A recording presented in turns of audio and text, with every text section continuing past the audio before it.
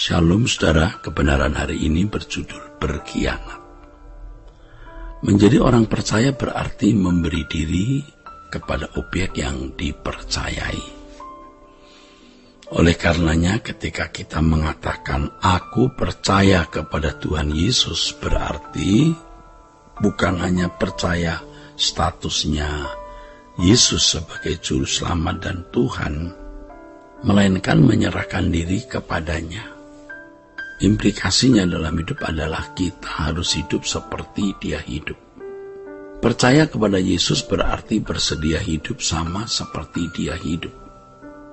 Percaya di sini berarti kita bersedia mati. Tanpa kematian diri, seseorang tidak dapat memiliki percaya yang benar. Abraham meninggalkan Ur Kasdim, hidupnya untuk mengikuti petunjuk Tuhan. Tanpa mengetahui tempat yang dituju merupakan kematian. Abraham tidak lagi memiliki dirinya sendiri. Itulah sebabnya kalau seseorang mau mengikuti Yesus, harus melepaskan segala sesuatu dan rela kehilangan nyawa demi hidup hanya untuk kepentingan Bapa. Saudara, ketika ada orang berkata, Tuhan, aku mau ikut Engkau kemanapun Engkau pergi. Tuhan menjawab apa kepada orang itu? Tuhan berkata, serigala mempunyai liang dan burung mempunyai sarang, tetapi anak manusia tidak mempunyai tempat untuk meletakkan kepalanya. Mengikut Tuhan tidak cukup hanya menjadi orang beragama Kristen. Banyak orang beragama Kristen yang tidak mengikuti Yesus, termasuk majelis, aktivis juga bahkan tidak mungkin pendeta yang belum mengikuti, bahkan bukan tidak mungkin pendeta yang belum mengikuti juga Yesus secara benar. Ya. Mengikuti Yesus secara benar berarti kita mengikuti jejak hidupnya sampai mendarah daging, saudaraku. Saudaraku sekalian, kita tidak bisa dimiliki dan memiliki Tuhan Yesus tanpa memiliki karakternya. Inilah harga yang harus dibayar oleh setiap orang yang menyandang gelar Kristen dalam hidupnya. Jika tidak, maka berarti Kristen palsu.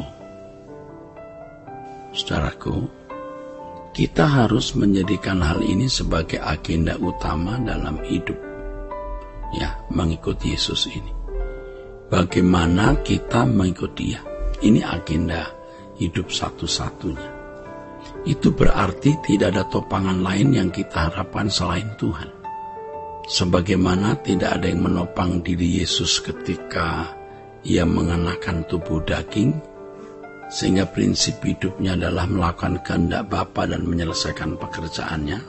Orang mengaku anak Allah harus bertumbuh seperti Kristus, sehingga kodratnya jadi kodrat ilahi. Sebelum kesempatan hidup ini berlalu, kita sudah harus bertumbuh seperti Kristus. Harus diingat bahwa kesempatan hidup hanya satu kali. Tantangan terbesar untuk mencapai hal ini adalah manusia lama kita, yang pada prinsipnya telah lama bersahabat dengan dunia. Ya, ini tantangan kita, saudara. Sejak kecil kita menyerap dan meniru cara hidup orang tua serta lingkungan. Tuhan berkata, kalau kamu tidak melepaskan segala milikmu, kamu tidak dapat menjadi muridku. Ini merupakan panggilan untuk melepaskan semua cara hidup lama yang kita warisi. Cara hidup lama tersebut adalah cara hidup yang berorientasi pada kekayaan dunia agar merasa tenang, terlindungi, dan bahagia. Padahal orang yang mencari kekayaan dunia agar merasa tenang dan terlindungi serta membangun kebahagiaan, sejatinya ia menolak Allah. Selama kita masih bisa dibahagiakan oleh dunia ini, kita tidak bisa setia kepada Allah. Jadi selama seseorang masih bisa dibahagiakan oleh dunia ini, pasti ia tidak setia kepada Allah. Tidak mungkin dia bisa setia kepada Allah. Dengan kata lain, bisa berkhianat kepada Allah.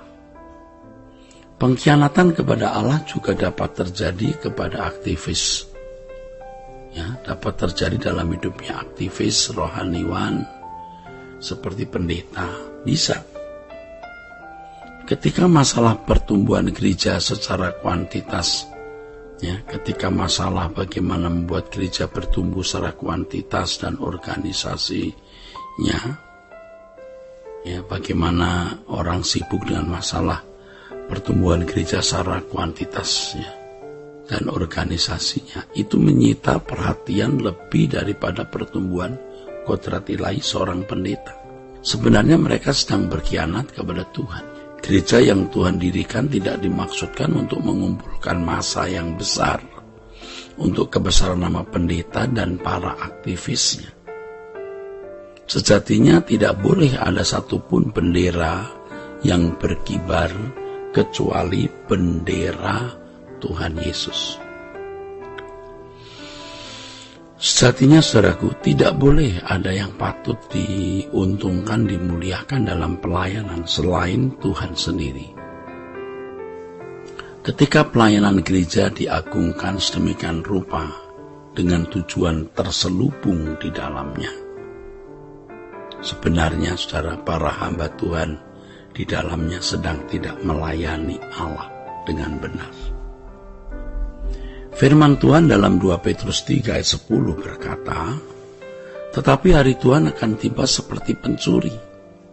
Pada hari itu langit akan lenyap dengan gemuruh yang dahsyat, dan unsur-unsur dunia akan hangus dalam nyala api, dan bumi dan segala yang ada di atasnya akan hilang lenyap."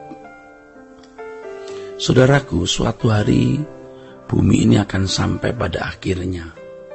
Kekayaan, kehormatan, gereja besar, pangkat, gelar akademis, dan berbagai fasilitas dunia lainnya akan lenyap.